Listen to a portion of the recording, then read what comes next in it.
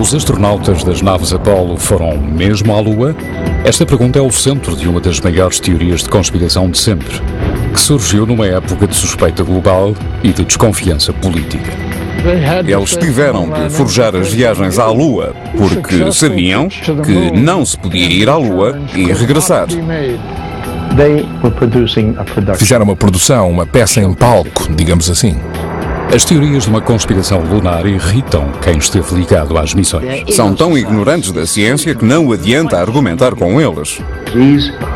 Quem diz que houve um embuste, uma conspiração, está a prestar um péssimo serviço aos jovens do nosso futuro. A ideia de que tudo foi um logro é sinceramente de loucos. Construindo um cenário lunar, poderemos conhecer a verdade científica e acabar de vez com as teorias de uma conspiração.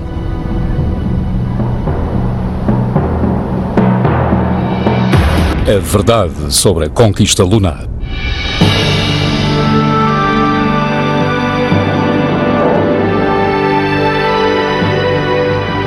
No século XXI, uma das maiores proezas do homem continua a provocar controvérsia.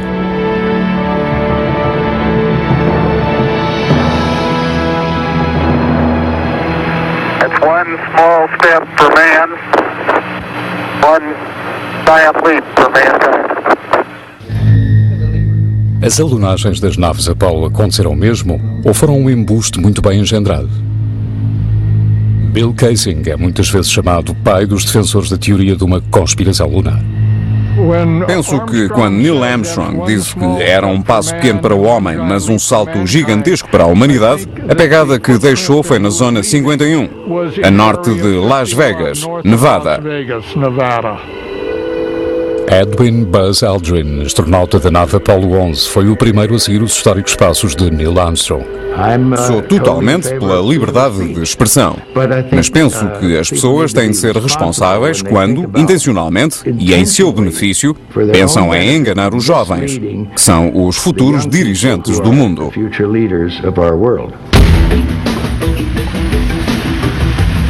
Mas se as missões Apollo foram forjadas, isto significaria que a NASA tinha criado um embuste de proporções monumentais. Há 40 anos, a União Soviética e os Estados Unidos lutavam entre si pelo domínio global. Então, em 4 de outubro de 1957, os soviéticos puseram em órbita o Sputnik, o primeiro satélite, um avanço decisivo que atingiu a América onde mais lhe doeu, no coração da alta tecnologia. O Sputnik foi uma grande surpresa para muita gente no nosso país. Penso que o Presidente procurou um modo de ripostar e aconselho de algumas pessoas escolher um objetivo que lhe pareceu que de certeza seríamos nós os primeiros a alcançar. We choose to go to the moon in this decade and do the other things, not because they are easy, but because they are hard. No auge do programa Apollo, trabalhavam na NASA 400 mil pessoas. Porém, a ida de um homem à Lua era tão importante que levaria o governo dos Estados Unidos a forjá-la? Se era, uma legião de empregados da NASA não só participou no embuste, como também o escondeu do resto do mundo. Foi um passo gigantesco para a humanidade. Sonhávamos alcançar o espaço e, em pouquíssimo tempo, concretizamos esse sonho. Foi uma grande proeza. Em 16 de julho de 1969, os astronautas da Apollo 11 prepararam-se para a descolagem. Mas enquanto o mundo aguardava ansiosamente que se fizesse história, um homem já tinha dúvidas.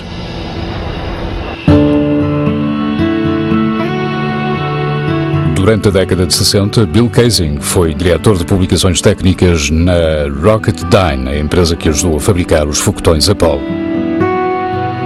Kaysing, que tinha acesso a alguns dos documentos altamente secretos da empresa, questionou a competência do projeto Apollo. Afirma ele que a CIA tentou silenciá-lo com 3 atentados contra a sua vida. Atualmente leva uma vida tranquila no deserto de Nevada, onde tem um refúgio para gatos.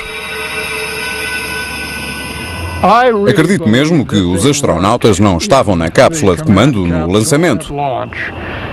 Se fez um número de magia com eles.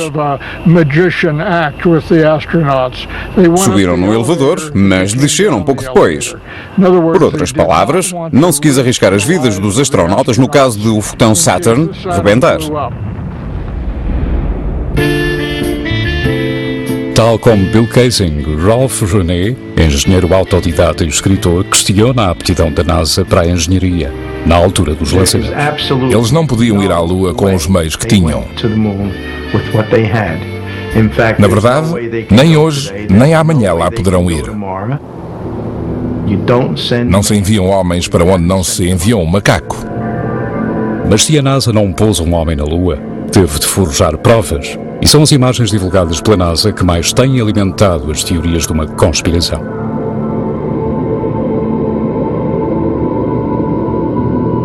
Marcus Allen é o editor inglês da Nexus, uma revista de política, história e ciência alternativas.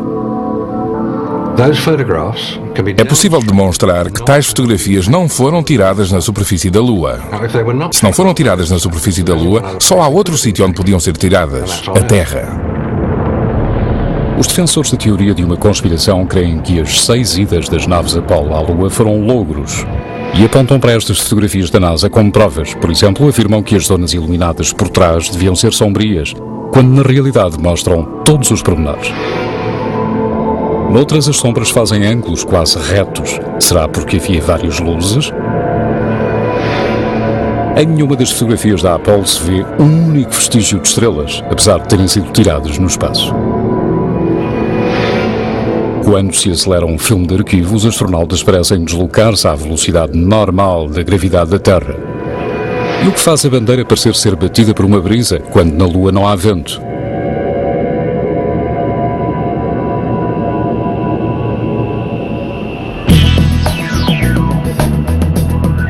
Para averiguar estas afirmações de que houve uma conspiração, recorremos aos nossos conhecimentos técnicos de cineastas para criarmos um cenário lunar. Escolhemos os pináculos de Trona, uma zona desértica a 4 horas de Hollywood, a casa do cinema. O nosso cenário lunar será usado como pano de fundo, não para forjarmos as nossas alunagens, mas sim para desafiarmos as teorias de um lobo. E embora não possamos reproduzir a intensidade do Sol na noite do deserto, a nossa única luz de estúdio é bastante potente para as nossas experiências. Pondo à prova alguns dos argumentos de uma conspiração mais famosos, poderemos acabar de vez com as teorias de fraude?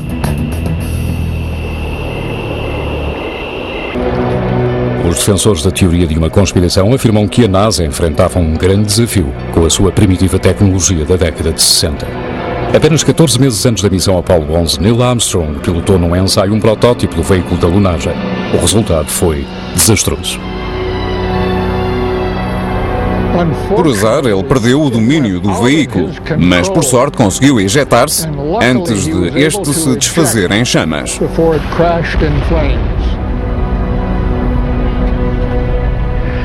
O que se pretende fazer ver, claro, é que se eles não conseguiam fazer um simulador funcionar na Terra, como iriam fazer o módulo lunar funcionar na Lua?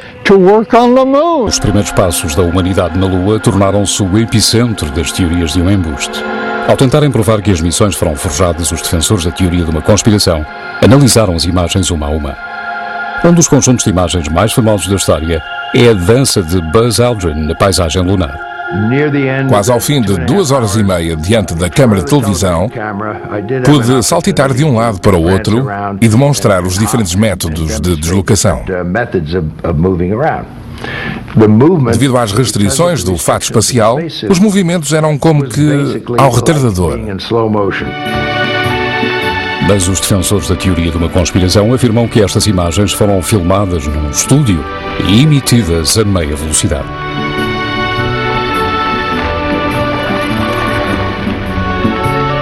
Quando são aceleradas, os astronautas movimentam-se como se estivessem sujeitos à gravidade da Terra.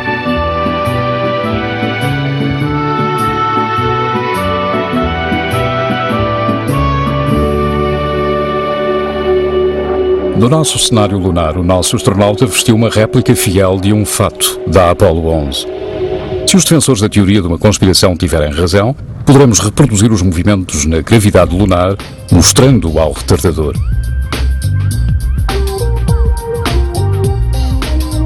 A meia velocidade, os desajeitados saltos do nosso astronauta assemelham-se vagamente aos de quem caminha na Lua, mas ele não consegue imitar a leveza dos passos de dança de Buzz Aldrin.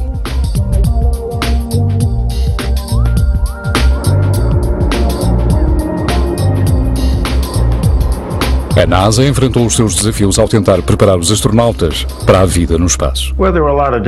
Há diversos modos de suspender uma pessoa e amparar-lhe até 1/6 do peso, usando roldanas ou fazendo-a caminhar numa plataforma inclinada. Outro dos métodos preferidos da NASA era o voo em parábola, ou como os astronautas lhe chamavam, o cometa dos vômitos. Subindo e mergulhando numa série de arcos, um avião pode simular gravidade reduzida durante 30 segundos.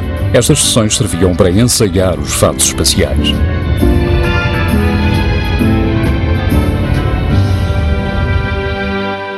Porém, como afirmam os defensores da teoria de uma conspiração, se a NASA forjou as missões Apollo, também teve de forjar os indícios fotográficos. Não creio que os astronautas pudessem ter tirado as maravilhosas fotografias que a NASA apresentou como tendo sido tiradas na Lua. Havia muitos impedimentos naturais. Além disso, eles envergavam luvas, situação que naturalmente lhes estorvava os movimentos, e também não tinham iluminação. Ralph René crê que a concepção dos fatos espaciais Apollo impediria os astronautas de tirar fotografias na Lua. Ele concebeu uma máquina para luvas espaciais que reproduz os efeitos do espaço no corpo. In the near vacuum of space, the gases within his body would immediately expand. Vou fazer o vácuo nesta câmara que construí. Pus lá dentro uma luva. E para provar que a flexibilidade que os fatos e as luvas deles pareciam ter é impossível. Agora, posso lá pôr a mão e mexê-la para todos os lados. Posso agarrar, fechar o punho, levantá-la e baixá-la, mas se ligar este comutador e fizer o vácuo na câmara... À medida que o ar é retirado da máquina, vai sendo mais difícil mexer a luva. A luva já não quer mexer-se. Não consigo dobrá-la para trás, mal consigo vergá-la para baixo e não consigo manter o punho fechado. E nunca se poderia. Com uma luva, como poderia alguém pegar em pequenos parafusos e porcas, como eles eram mostrados a fazer, ou carregar no disparador de uma câmara? Jay Windley, um experiente engenheiro aeroespacial, tem na internet um site dedicado a rebater as teorias de uma conspiração lunar.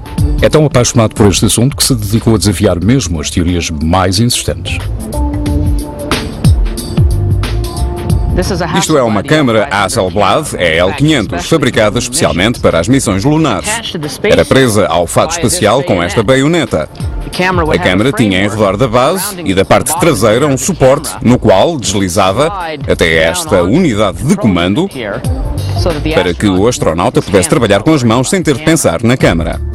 As câmaras lunares não tinham visor porque os capacetes dos astronautas os impediam de olhar para baixo para enquadrar a fotografia. Podíamos apontar a câmara para onde quiséssemos sem ter de espreitar por um visor. Mas, segundo os defensores da teoria de uma conspiração, este problema não podia ser resolvido. Numa câmara Hasselblad, o disparador está aqui. Não se consegue vê-lo dentro dos capacetes que os astronautas tinham. Assim, como sabiam que tinham tirado uma fotografia? Como sabiam que tinham o dedo no disparador? Como sabiam que tinham carregado no disparador? O disparador, que normalmente é um botão muito pequeno, foi feito com um tamanho grande para se poder premi-lo com uma luva de astronauta. Além de fatos interiores pressurizados, havia outros meios que ajudavam os astronautas a trabalhar com a câmara. Esta lente Zeiss-Weygand foi dotada destas pequenas saliências para que o astronauta pudesse sempre manipulá-la, mesmo usando luvas. Pode ser rodada nos dois sentidos. O anel de focagem foi dotado de pontos fixos que correspondem a perto, meia distância, longe e infinito. Assim o astronauta não tinha de reparar se estava a 2,5 metros ou a 3 metros do assunto a fotografar, não tinha de medir cuidadosamente essa distância. Richard Underwood foi quem ensinou aos astronautas da Apollo a arte da fotografia lunar. Já no início se sabia que, quando regressassem daquela viagem, eles seriam heróis nacionais. Mas as fotografias, se fossem boas, viveriam para sempre. Eu só lhes dizia que o caminho para a imortalidade era a qualidade das fotografias, nada mais. Deviam esquecer tudo o mais. Foi dito aos astronautas que levassem as câmaras lunares para onde quer que fossem e praticassem. Levaram-nas para casa para fotografar os amigos, os familiares, os churrascos, os acontecimentos desportivos e todos os tipos de coisas. Ficaram a conhecer bem as câmaras. Todos os tripulantes sabiam trabalhar com elas. E os resultados no filme foram espantosos.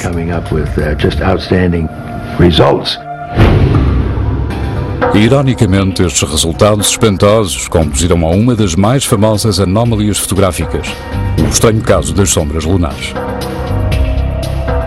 As sombras são das provas mais fortes de que não fomos à Lua. Se virmos bem as fotografias apresentadas pela NASA como genuínas, notaremos que em muitas delas as sombras não são paralelas. Como o Sol era a única fonte de luz, todas as sombras na Lua deviam ser exatamente paralelas, mas não são. Como na Lua as sombras apontam em diferentes direções, os defensores da teoria de uma conspiração dizem que elas eram criadas por fontes separadas de luz artificial. Só há um Sol, não dois. Mas aquelas sombras eram incongruentes, porque ora divergiam dos objetos, ora convergiam, o que não pode ser. Neste planeta, vemos que as sombras de dois objetos, criadas pelo Sol, são paralelas. Porém, se formos averiguar se Ralph René tem razão, veremos que as sombras nem sempre são paralelas. As sombras são um modo muito impreciso de determinar a direção da fonte de luz, pois tendem a divergir e a convergir consoante a forma dos objetos que as fazem, e ainda consoante o terreno atrás desses objetos. A direção das sombras é assim afetada. Os defensores da teoria de uma conspiração podem dizer que a sombra segue numa direção ou noutra, literal e figuradamente, e podem levar um leigo a duvidar do que vê. Os céticos questionam ainda os pormenores visíveis em zonas que deviam ser sombrias. A sua explicação é de que havia uma segunda fonte de luz a iluminá-las. Vejamos uma das fotografias mais famosas do século XX, O Homem na Lua. Foi tirada por Neil Armstrong a Buzz Aldrin na missão Apollo 11. Esperaríamos que a zona de sombra que vemos aqui, criada por esta luz crua, fosse invisível, mas não é.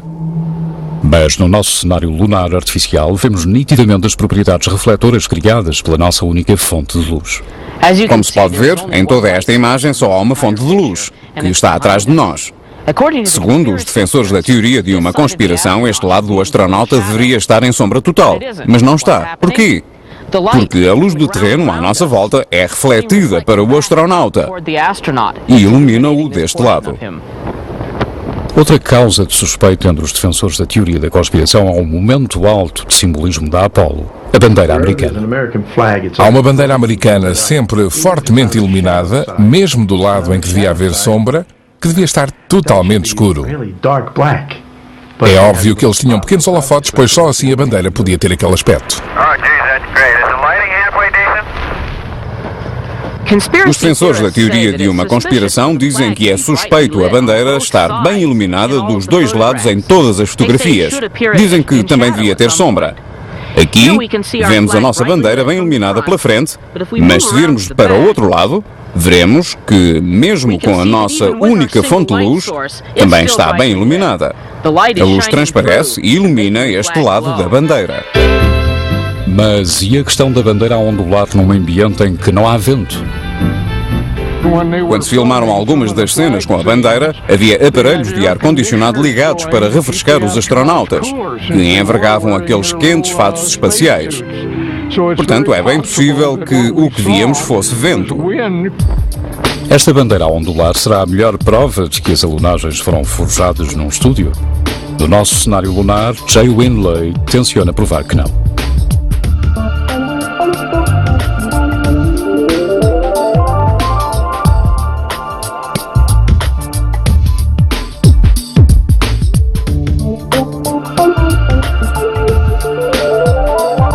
A colocação das bandeiras da Apollo deu aos defensores da teoria de uma conspiração que eles creem que seja a sua carta vencedora. O que vejo é um adejar, causado por porções variáveis de vento. Portanto, a fotografia não poderia ter sido tirada na Lua, por muito que os apologistas digam que foi ou isto ou na Lua à brisa. Apesar de todos os preparativos na Terra, Neil Armstrong e Buzz Aldrin não sabiam o que esperar quando foram colocar a bandeira. A colocação da bandeira na Lua foi realmente um momento alto de simbolismo da missão. Não foi uma coisa ensaiada.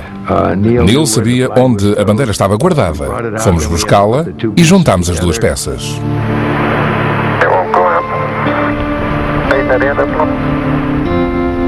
Os astronautas tiveram de cravar a haste da bandeira na dura superfície lunar com movimentos de torção. Uma vareta horizontal de alumínio mantinha a bandeira direita. Essa fazia a ponta livre da bandeira adejar. Isto é um tubo de alumínio, parecido com os usados na missão Apollo, muito flexível. Se eu o vergar e largar, vemos que o movimento continua durante algum tempo. Na Terra, a resistência ao ar amortece este movimento pendular, mas na superfície da Lua não há ar que amorteça a bandeira e a impeça de ondular. O indício mais óbvio de que a bandeira estava mesmo na Lua é que não se mexia quando eles passavam perto dela. Só se mexia quando eles tocavam na haste ou a largavam, fazendo-a baloiçar para trás e para diante. Não ondulava como se fosse atingida por um sopro. Baloiçava para trás e para diante como uma cota de malha. Experimentem fazer isto lá em casa. Os defensores da teoria de uma conspiração apontam para outra estranha incongruência que não pode ser explicada pela ausência de atmosfera. Quando o módulo de alunagem de 16 toneladas pousou, os seus foguetes impulsores deviam ter soprado para longe a camada superior de poeira e destapado a superfície rochosa da Lua. Porém, nitidamente vêm-se pegadas por baixo da nave espacial e parece não haver poeira nos suportes. O potentíssimo jato de chamas, calor e gases facilmente abriria uma grande cratera. De facto, pensou-se que a cratera seria tão grande que o veículo lunar desapareceria nela. O que é verdade. Ralph René concebeu uma experiência para ilustrar a sua afirmação de que o módulo de alunagem acionado a foguetes devia ter feito uma cratera. Segundo os seus cálculos, o foguete do módulo lunar é 26 vezes mais potente do que um soprador de folhas de jardim. Se este pode fazer uma cratera em cascalho, uma nave espacial com 4.000 kg de força impulsora também devia fazer. Ao pousarem, eles não deslocaram poeira seca, pequenas pedras, nada. Por isso, esta demonstração vai mostrar que este material desaparecerá logo e que até conseguirei abrir um buraco nele. Há já algum tempo que não uso isto. Vamos lá.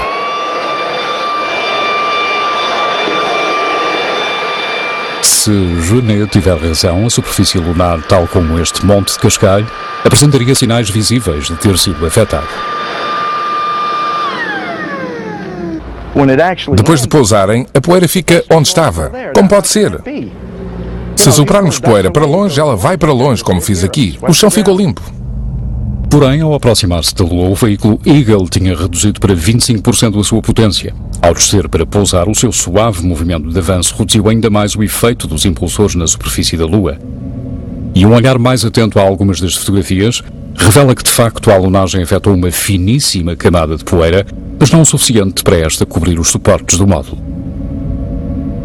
Mas a poeira não é o único elemento que falta nas provas fotográficas. Como na Lua não há condições meteorológicas, esperaríamos uma vista espetacular do espaço, porém nas fotografias da Apollo não há estrelas. Felizmente para mim e para os que procuram apurar a verdade, eles não tiraram fotografias das estrelas. Bill Kaysing está convencido de que isto foi uma decisão consciente da NASA. Os astrónomos poderiam facilmente perceber que as posições das estrelas não eram as que apareceriam numa fotografia tirada na Lua. Assim, é mais um caso em que se ignorou um pormenor por não se poder forjá-lo.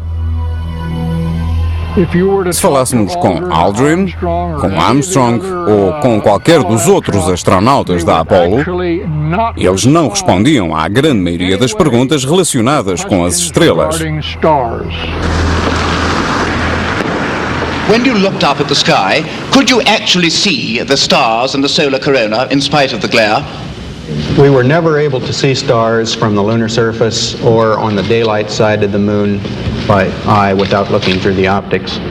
Perguntei a Neil Armstrong se tinha visto estrelas, pois sabia que todos fariam esta pergunta. Eu já sabia a resposta, claro, os nossos olhos não estão adaptados a isso.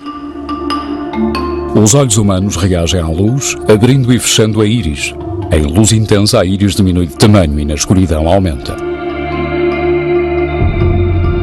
Na Lua, os olhos, como a abertura da câmara, não conseguem ajustar-se ao brilho da superfície e à escuridão do espaço, simultaneamente. Se estivermos num estádio bem iluminado por holofotes ou debaixo de um candeeiro de rua, o efeito será o mesmo. Ao olharmos para cima, não veremos muitas estrelas. Nem a nossa câmara de televisão se ajusta ao extremo contraste. No nosso cenário lunar, Jay Windley vai fazer uma experiência na esperança de rebater um dos grandes argumentos dos defensores da teoria de conspiração.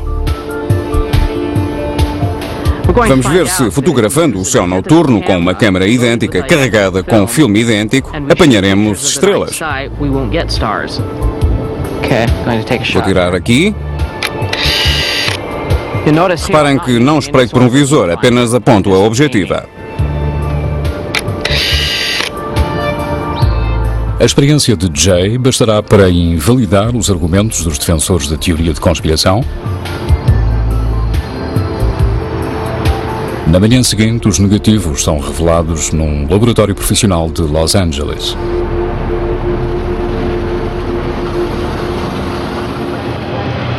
Na nossa experiência no deserto, tirámos várias fotografias com diferentes formatos de filme.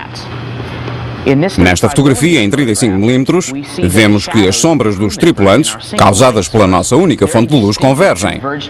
Na verdade, há uma diferença de quase 90 graus na direção das sombras.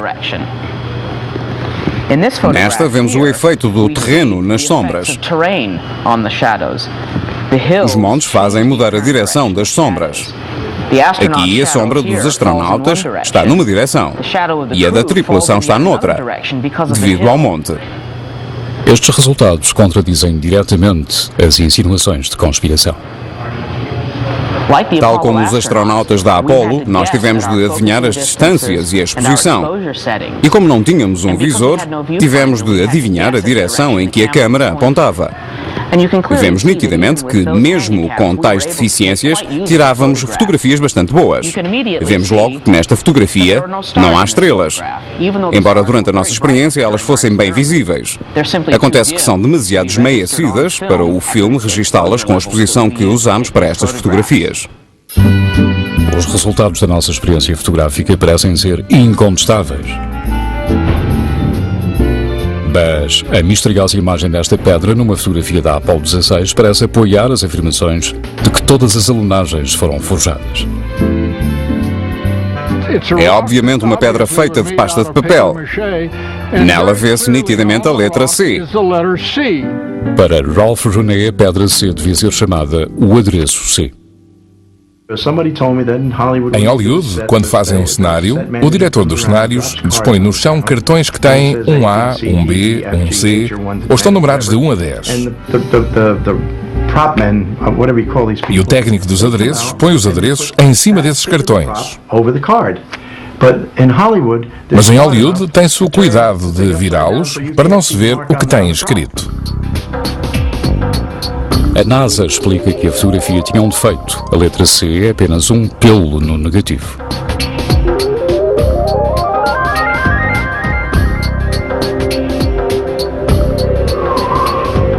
Mas esta explicação não satisfaz o editor Marcus Allen. Ele crê que seria impossível qualquer destas fotografias sobreviver a uma viagem de ida e volta à Lua. Era uma câmara desprotegida num ambiente desprotegido. Porém, os filmes, as fotografias que vimos, não acusam nenhum sinais de radiação. Em 1998, a IMAX começou a fazer um filme sobre a construção da Estação Espacial Internacional. Levaram as câmaras para o espaço no vai-vem.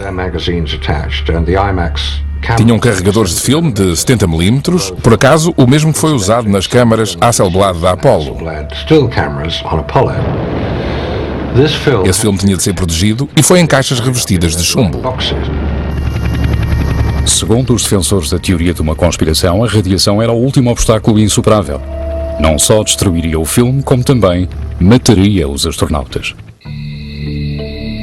O campo magnético da Terra protege-a de grandes quantidades de radiação, mas os defensores da teoria de conspiração creem que para lá desta zona, nas profundezas do espaço, os astronautas seriam vulneráveis aos efeitos mortíferos da radiação. A Lua é continuamente atingida pelo terrível calor do Sol. E, claro, há a radiação cósmica e ainda os micrometeoritos, que se deslocam a 96 mil km por hora e que atravessariam a câmara, o filme e os astronautas.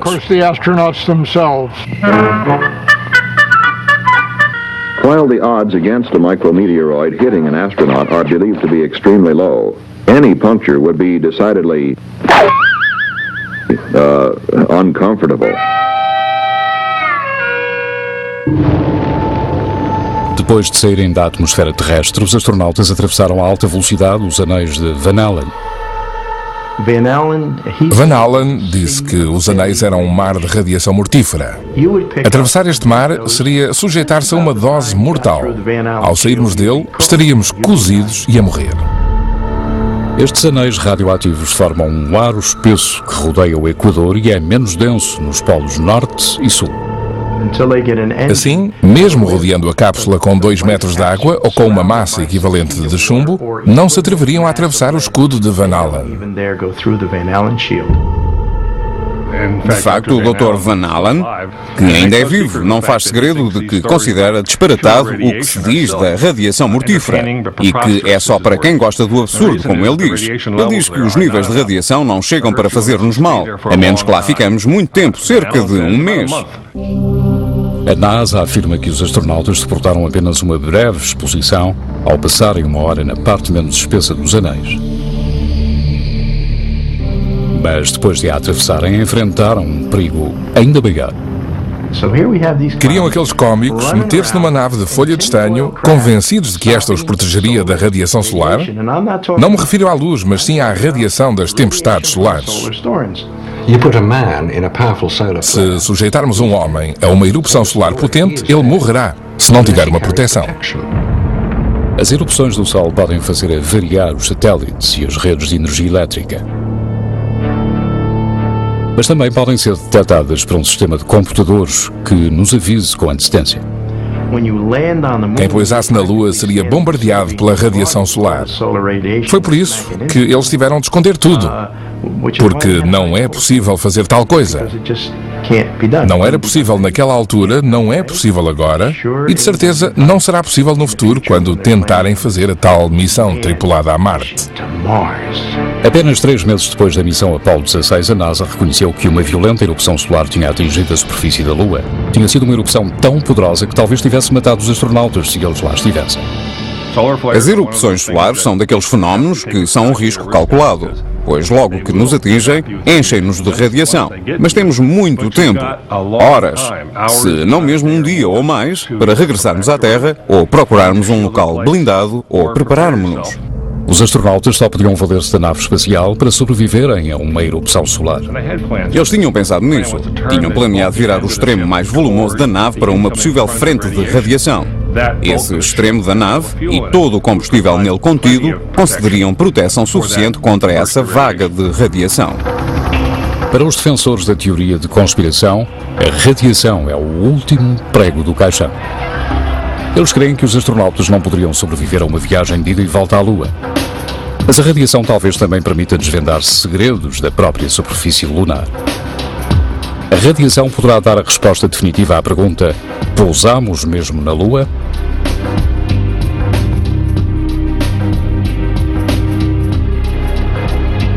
Ao todo, as missões Apollo trouxeram mais de 382 quilos de solo e rochas lunares. Estas amostras foram distribuídas a laboratórios de todo o mundo. No Centro Independente de Geocronologia de Berkeley, Califórnia, o geólogo Paul Genet estuda amostras de rochas lunares há 10 anos. O seu maior interesse são estes pequenos grânulos de vidro da superfície da Lua criados pelo calor intenso da queda de um meteorito. Os grânulos que temos analisado são pequenas bolas de vidro, parecidas com o magma que há na Terra, embora tenham arrefecido rapidamente e tenham tomado a forma de esferas de vidro, essencialmente uniformes. Porém, contrariamente aos grânulos encontrados na lava vulcânica terrestre solidificada, a ausência de gravidade da Lua produz grânulos maiores e mais redondos.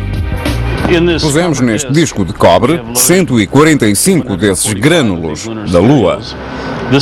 O disco será colocado numa câmara de amostragem que vemos aqui. Usando um sistema de aquecimento a laser para libertar os gases encerrados nos grânulos, Paul Genet procura indícios de radiação cósmica a fim de obter pistas relativas à idade e à origem dos grânulos.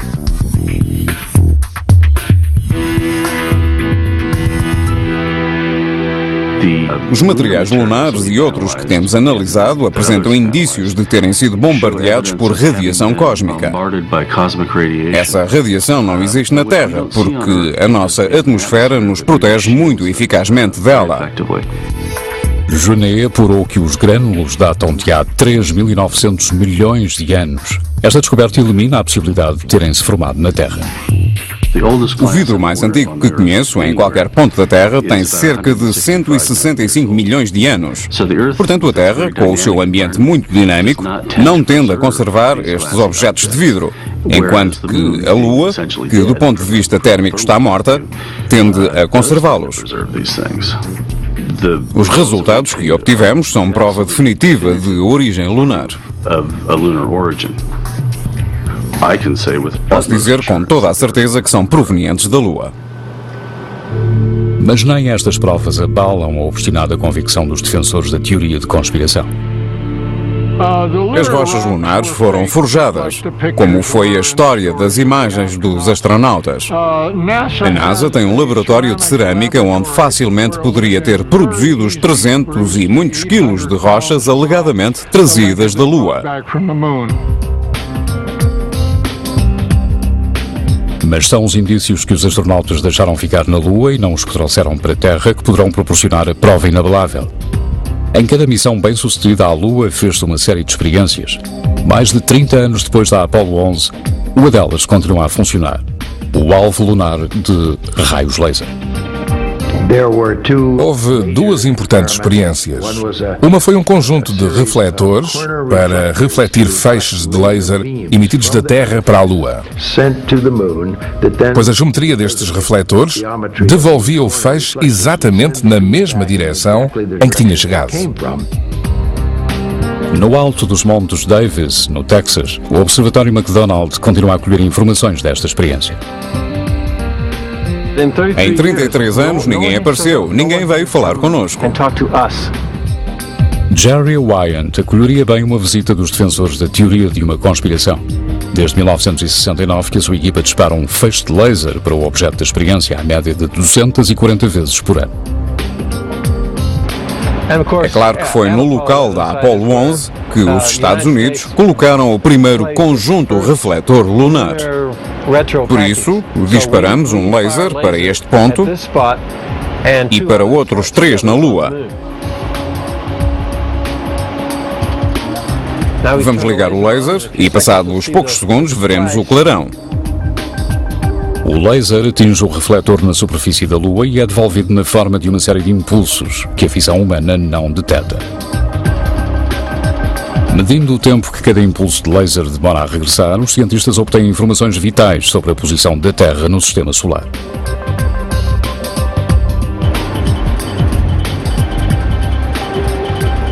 Esta luz não provém da Lua. Este clarão é a luz recebida pelo nosso telescópio. Este é o primeiro local em que o homem pisou a Lua. A nossa busca da verdade revelou a resposta definitiva. Talvez seja por isto que os defensores da teoria de conspiração têm tão pouco a dizer sobre este assunto. É triste que os detratores nunca se tenham incomodado a falar com as pessoas que estiveram ligadas às missões. Decidiram que tudo era um embuste e nunca se incomodaram a falar connosco. No auge da corrida ao espaço, a União Soviética e a Alemanha Oriental tinham tecnologia para escutar as missões Apollo. Porém, os defensores da teoria de conspiração ignoram este poder de escuta e o silêncio dos grandes inimigos da América. Porque não perguntam eles aos russos? Os russos estavam em concorrência connosco.